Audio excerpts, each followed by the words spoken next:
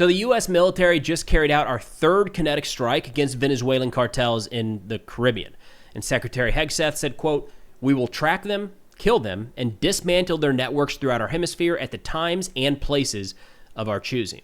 However, some legal experts, including at least a few that worked under Republican administrations, are saying this looks illegal, and the framework used for the global war on terror doesn't apply here. So, could be a minor issue. Now, 3 strikes versus 2. We've only seen the strike footage of 2 of those attacks. President Trump on the White House lawn yesterday said, yeah, we've only released 2 publicly, but there have been 3 attacks so far. Kind of hard for him to hear with the helicopter in the background, but here's that clip. Well, I would say this right away. Stop sending Tren de Aragua into the United States. Stop sending drugs into the United States. We knocked off actually 3 boats, not 2, but you saw 2. And the problem is there are very few boats out in the water. There are not a lot of boats out in the water. I can't imagine why. Not even fishing boats. There's nobody. Nobody wants to go take a fish. So it's one of those things. But I would say to him very strongly, stop sending people from your prisons into our country. They're sending their prisoners. They've done that already. Now, prior to that interaction on the White House lawn, President Trump did provide pretty significant details on the second kinetic strike in the Caribbean, where he said, quote, "This morning on my orders, U.S. military forces conducted a second kinetic strike against positively identified, extraordinarily violent drug trafficking cartels and narco-terrorists in the Southcom area of responsibility. The strike occurred while these confirmed narco-terrorists from Venezuela were in international waters transporting illegal narcotics headed to the United States. These extremely violent drug trafficking cartels pose a threat to U.S. national security, foreign policy, and vital U.S. interests. The strike resulted in 3 male terrorists killed in action. No U.S. forces were harmed in this strike. Be warned, if you are transporting drugs that can kill Americans, we're hunting you. The illicit activities by these cartels have wrought devastating consequences on American communities for decades, killing millions of American citizens no longer." And the terminology that the president uses there to describe these targets is important. You can't just brush that aside. Saying that these are positively identified, violent drug trafficking cartels and narco-terrorists, international waters, 3 male terrorists killed in action, all of that stuff. And then, of course, the justification talking about the damage done to the United States by these cartels over decades. Something to keep in mind as we move through today's video is simply saying something does not, even if all of that information is accurate, that they were positively identified, they knew exactly who they were moving drugs to the United States, that doesn't automatically translate to the legality of taking lethal action against this boat. That's something people much smarter than me, the legal experts we'll turn to here in a second, get into, but I just want you to have that back of mind. But that might be the approach that the administration is taking right now. We haven't seen legal arguments made quite yet. We've seen a lot of emotional arguments made, right? These cartels are bad. Look what they did to the United States. They deserve to die, kind of stuff. And cartels, look, bad, right? Narco terrorists, bad. Terrorists, bad. Got it. No argument here. That's not really the debate. The debate is, do we have and does the president have the legal authority to carry out this sort of lethal strike? One White House senior official to Politico said, quote, "If people want to stand up for the legal rights of dangerous drug dealers, President Trump is happy to be on the other side." And that does seem like the direction that the justification game is going here. And the White House added, quote, "Be warned, if you are transporting drugs that can kill Americans, we are hunting you." And of course, Secretary Hegseth said, quote, "Narco-terrorists are enemies of the United States, actively bringing death to our shores. We will stop at nothing to defend our homeland and our citizens." Now, when turning to the legal justification here, which I feel like is an important piece to break down, there's a good article in the Lawfare blog where they say, quote, "The issue is not defending alleged drug smugglers, but whether the U.S. president can use unconstrained, lawless violence in violation of the criminal laws that Congress has enacted." So we're going to dive into that and why these strikes are so much different than what we saw during the global war on terror. But first, a quick thank you to the sponsor of today's video, Outskill. Hey, I wanted to share with you all a pretty cool opportunity here to learn more about AI and how you can leverage these tools in your personal or professional life. I mean, AI has changed everything. It's not just helpful anymore, it's required. Now, personally, I use a variety of AI tools to help with the editing of these thumbnails that go up on YouTube, comparing different video titles to see what might outperform the other, and then, of course, diving into background research on a wide variety of subjects. And I don't think it's a secret that AI is really the fastest path forward if you want to boost your career, land a higher paying role, or even launch something of your own. And that's why I'm excited to share that Outskill, the sponsor of today's video, is hosting a 2-day AI Mastermind workshop this weekend. It runs Saturday and Sunday from 10 a.m. to 7 p.m. Eastern, and in just 16 hours, expert mentors will guide you through real-world AI skills. This isn't just about learning some new skills, but actually putting those new skills to use. I mean, past participants of this program have already built and launched more than 100 different AI products of their own. Now, normally this training costs $895, but I've partnered with Outskill to give away 1,000 seats for free. And here's what you'll get. Training with more than 10 different AI tools, how to automate workflows and build AI products without code, lifetime access to Outskill's AI community of professionals, a prompt Bible, roadmap to monetize AI, personalized toolkit builder, and more. Now, Outskill is rated 4.9 out of 5 on Trustpilot and already has more than 10 million people that have joined their program. And again, seats are limited, so scan the QR code on the screen or check out the link in the description and pinned comment below to secure your spot now. And of course, thank you again to Outskill for sponsoring today's video. So a pretty detailed article here put up on the Lawfare blog by Brian Finucane titled, quote, "Asserting a License to Kill, Why the Caribbean Strike is a Dangerous Departure from the War on Terror."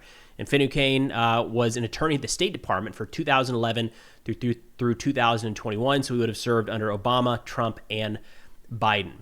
Now, the reason that this article stood out to me and I felt like it was worth presenting is we see the terminology terrorist being utilized, and we have drone strikes against these guys, and the easy comparison then is the global war on terror.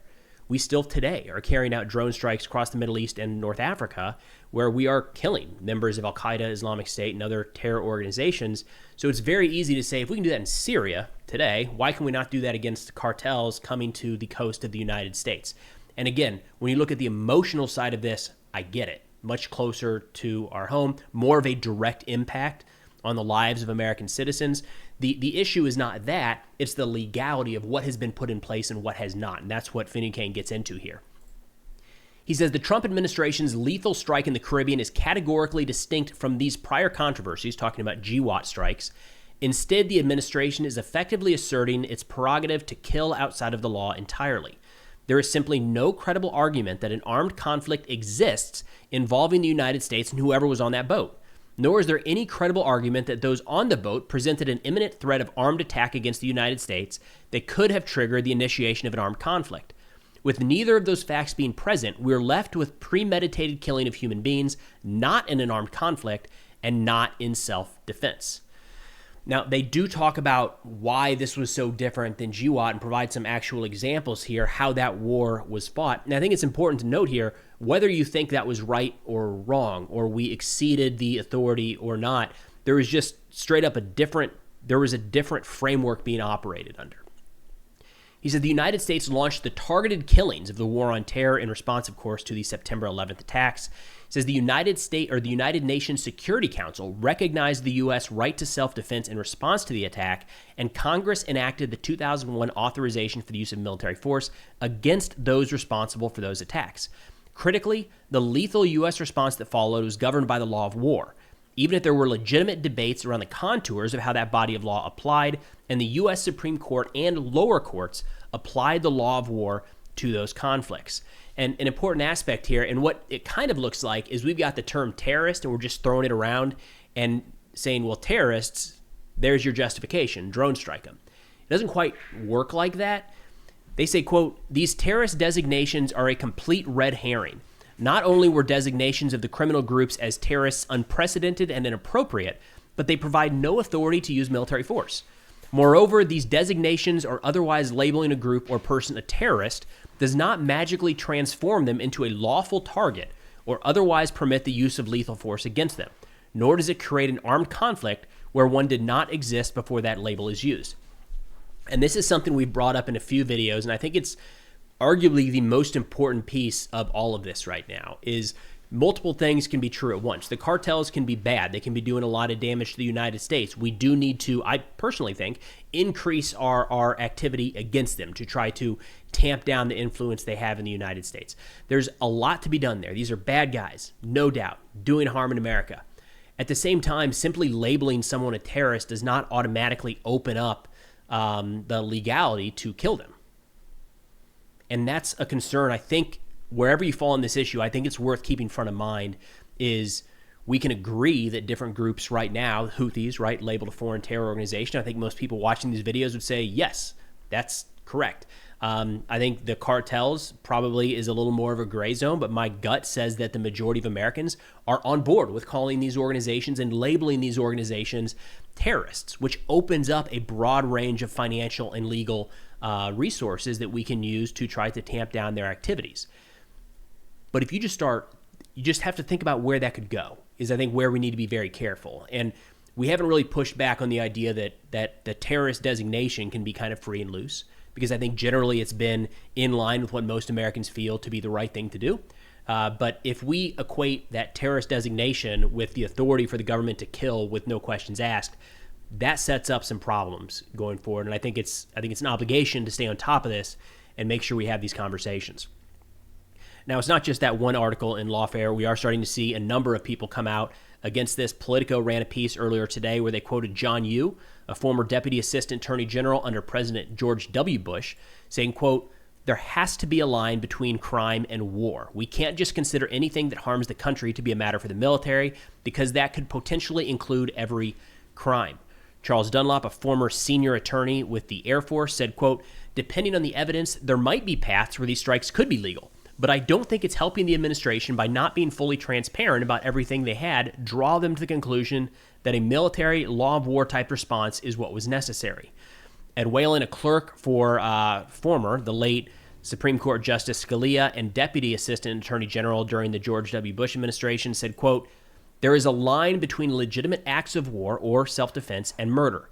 It would be good for government officials to care about staying on the right side of that line." Now, I understand some of the pushback I'll see is, hey, they are under no obligation to tell us, to make that information public. I would agree. I think it would be wise for the government to make clear when we're doing something new like this, why this is legally justified. A concern right now is we are seeing lawmakers speak up and say, but we haven't seen anything about this. We haven't authorized the use of military force. We have not authorized lethal force against the cartels, and it's happening, and we're not seeing the evidence behind the scenes. Maybe they're lying, right? I don't know. I'm not in those meetings, but it's not being made public, and we have at least some lawmakers saying they're not seeing it. That's concerning. Justin Amash, not a current but former government official, former representative from Michigan, said, quote, "Conducting offensive military strikes without a congressional authorization is unconstitutional. Even if every person in the United States agreed it should be done, Congress would still first need to approve entering into hostilities. Thank you for your attention to this matter." So a little bit of a troll there from Amash. Now, we might actually be seeing some action taken around this. You know, we're kind of presenting this like it's all on the president, but I would argue there's an entire government that should be standing up saying, wait a minute, should we really be doing this? From entities inside of the executive branch to military personnel, especially the chairman of the Joint Chiefs and others at those senior positions. But it also applies to our representatives to actually, if this is wrong and there's illegal actions being taken, they need to do something about it, right?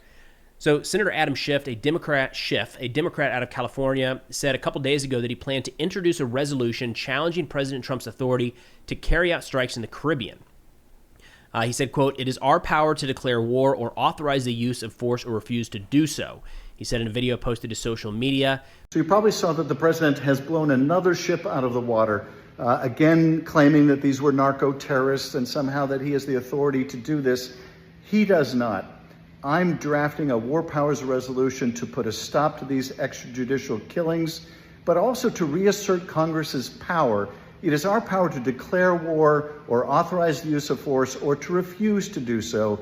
And these lawless killings are just putting us at risk, because it means other countries now may decide to blow an American ship out of the water and claim that it was engaged in drug trafficking. You can imagine what our response to that would be. I don't want to see us get into some war with Venezuela because the president is just blowing ships willy-nilly out of the water. This, I hope, will enjoy bipartisan support in the Senate. We've seen at least one Republican senator speak out against this kind of lawless action, but we need to put a stop to this. I prosecuted drug traffickers for many years. There is a tough way to fight this, and it is not by just arrogating to yourself the decision, I'm just going to blow people up. We'll see. And look, I'm going to go real pessimistic with you here. I tend to be pretty optimistic in a lot of ways, but I'm not entirely sure that laws still matter when it comes to government activities. I don't know what we do with that, right? Like in this particular case, if we find out the president did not have lawful authority to carry out these strikes, what happens? Like genuinely, what happens? We've got a stain on the American public overseas. Countries look at us a little bit differently. Already, this isn't getting a lot of international attention. I just, like, yes, I think we should abide by laws. Yes, I think we should adhere to the Constitution. So I think we should address that part. But if we find out that illegal actions are being taken, I'm hard pressed to see what actually comes of that. I feel like that's just what we do now. And it's depressing, I know, but it's hard to figure out exactly like what comes next. Normally, if you said, well, hold on, it looks like there's a lot of questioning about the legality of these strikes and somebody didn't want to get in trouble or overstep their bounds, you might see a pause. But we're not going to see a pause. We're going to see a continuation of military strikes. So again, maybe this is quite the downer to end it on, but I'm not entirely certain that the legality of these will actually translate into any meaningful policy change. Either way, I do still think it's important to address this and have that conversation. So we're going to keep doing that. But that's all we got for now. Thanks for watching, and I'll see y'all next time.